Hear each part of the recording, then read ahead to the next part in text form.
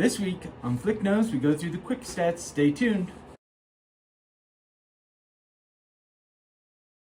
Hey guys, thanks for tuning in to another episode of Flick Nose, and we're going casual today. We've got an off-site meeting at Copper today. The entire brokerage is meeting over at Copper, so forgive the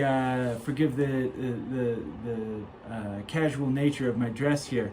But I definitely wanted to make sure that we're doing the Flick Nose weekly update, so you've got all the information that you need to purchase a property up here in Summit County. So, really interesting on, not looking at prices, but just what's moving on the market, right?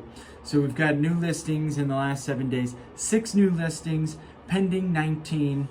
So 19 went pending, we only had 6 new listings. Closed 16, reduced 3. So over the last several, I'd say probably 3-4 months here, we've been hovering right around 250 active listings that you can choose from. We are now at 229. We dipped down a little bit because pending 19, new listings 6.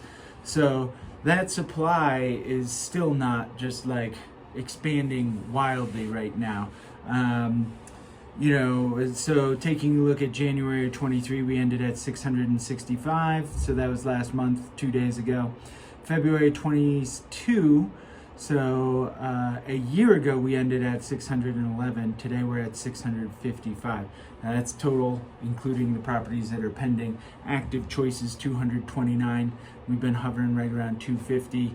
We peaked last year in the summer at 450 choices that were not pending. So, we're keeping an eye on inventory. That's going to really be what informs pricing the most, between that and interest rates, right? Interest rates are impacting affordability for buyers out there that are using a loan. Again, about 40% of our market here is buying with cash.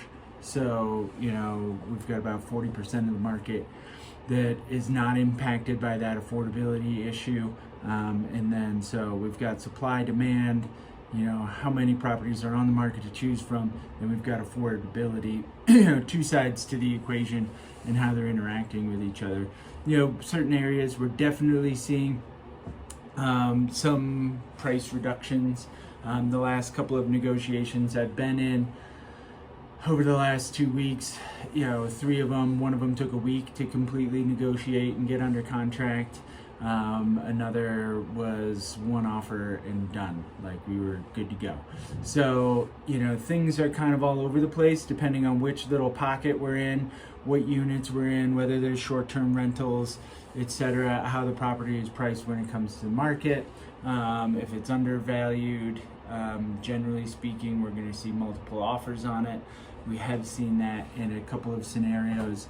Marina Place had come on the market and it was priced to move and get multiple offers. It ended up getting 4 offers. And then there was a property. So really those higher end properties that are out of the box, you're not going to be seeing as many multiple offers there unless they're really priced below where the last sale was.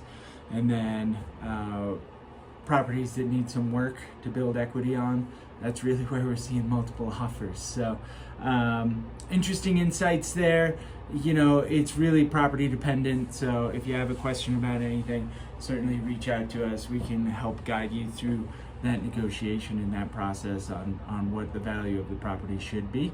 Team Flick at summitliving.com. If you have any questions about anything, you know where to reach me, and we'll catch you next week for another episode of Flick Nose.